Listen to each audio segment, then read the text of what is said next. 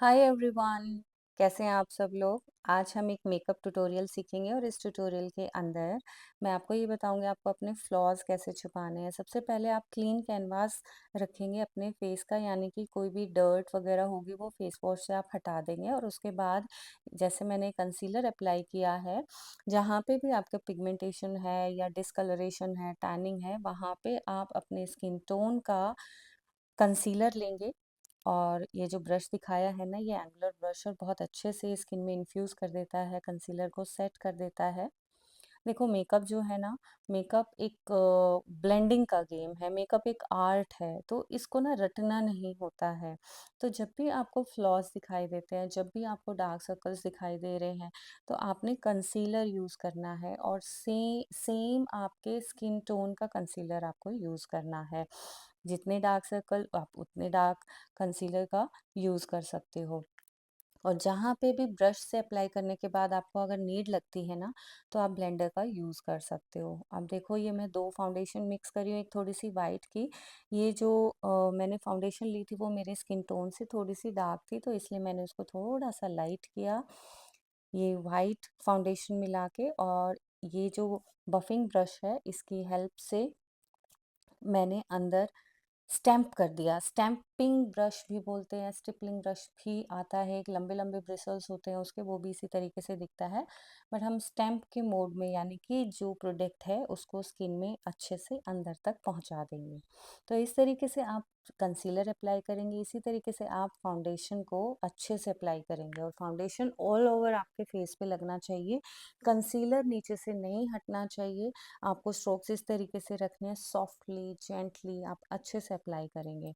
And then जब foundation आप complete कर लेंगे, उसको अच्छे से चेक करेंगे कि कवरेज पूरा है या नहीं है। और जहाँ जहाँ पे भी नीड लगती है ना, ब्लेंडर की हेल्प ले सकते हैं। अब नेक्स्ट स्टेप में मैंने ये देखा कि मेरे को फेस में थोड़ा सा हाईलाइट करने की ज़रूरत थी। ओके, तो मैंने यहाँ पे लाइट कलर का कंसीलर लिया और अपने जो हाई पॉइंट्स हैं उनको थोड़ा-सा एक वो कहते हैं ना कि जो लाइट चीज़ होती है वो आगे की ओर दिखती है और जो डार्क चीज़ होती है वो पीछे की ओर दिखती है। अपने आप ही शैडो जो है वो बैक में दिखाई देती है। तो मेरे को थोड़ी-सी हाइलाइटिंग करनी थी। तो हाइलाइटिंग के लिए लाइट कंसीलर चूज़ किया और अपने हाई पॉइंट्स पे अप्लाई किया इस तरीके से। सेम मैंने वही कंसीलर वाला ब्रश लिया और अच्छे से डैबिंग मोशन के अंदर ये हाइलाइटर अप्लाई किया। तो आप देख सकते हैं, साथ के साथ ना मैंने आईलिड एरिया पे भी वो लाइट कंसीलर अभी से अप्लाई कर दिया है, क्योंकि आगे अगर मैं हल्का-फुल्का सा आई मेकअप दूँगी तो मेरा कैनवास रेडी हो चुका है। पूरा फेस जो है वो अब थोड़ा-सा हाइलाइट भी हो चुका है। और जहाँ-जहाँ ज़रूरत लगती है आप ब्लेंडर को, मैं बार-बार बता रही हूँ, आप यूज़ कर सकते हो। अब आपको चेक करना है कि क्या आपका इवन टोन लग रहा है, जैसा आप चाहते हो वैसा बेस, क्योंकि यही मेन नींव होती है आपके मेकअप की।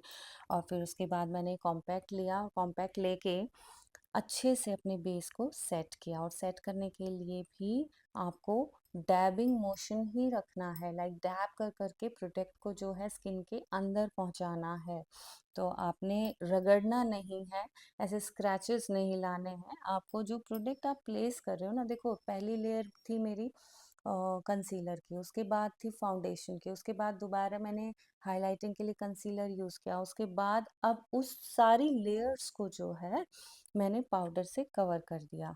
और यहाँ मैंने ये कॉन्टूरिंग की है, क्योंकि जब आप देखो पूरा पाउडर कर दिया मैंने, तो एकदम मेरे जो जैसे हमारे जॉज़ होती हैं, हमारी नोज़ की शार्पनेस है, वो सब ख़त्म हो जाती हैं, क्योंकि इवन टोन कर दिया है फेस को। इसलिए डेप्थ क्रिएट करने के लिए मैंने ये हूला का ब्रॉन्ज़र यूज़ किया। और अब मैं लाइफ ऐड करने के लिए अपने फेस पे, ये अपने चीक्स पे ब्लश कर रही हूँ।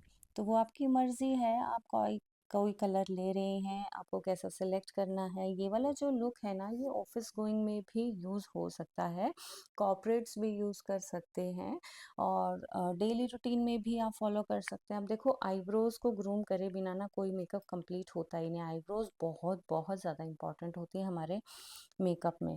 तो देखो दोनों में डिफरेंस कितना है ना, एक आई मेकअप जो है वो ग्रूम होने के बाद अलग ही हाईलाइट होती है। गाइस आई एम सॉरी कि लाइट की थोड़ी सी प्रॉब्लम थी, तो थोड़ा सा क्लियर नहीं है, बट नेक्स्ट ट्यूटोरियल में आप फुल फ्लेज लाइट्स के साथ मेरा ट्यूटोरियल देखेंगे।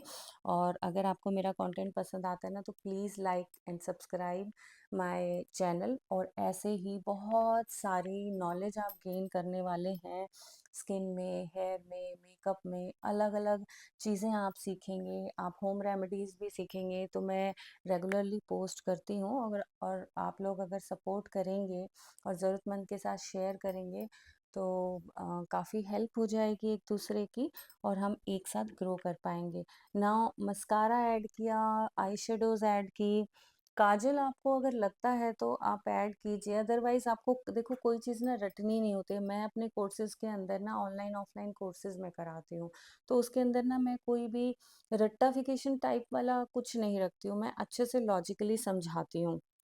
अब देखो मैंने यहाँ पे लिपस्टिक ही अगर चूज़ की है, तो पहले मैंने उसको लिपर को यहाँ पे लगा के देखा कि मेरे ड्रेस कोड के साथ जा रही है कि नहीं जा रही है, मेरे स्किन टोन के साथ जा रही है कि नहीं जा रही है। तो थोड़ा-सा आपको इस तरीके से इवैल्यूएट करना होता है।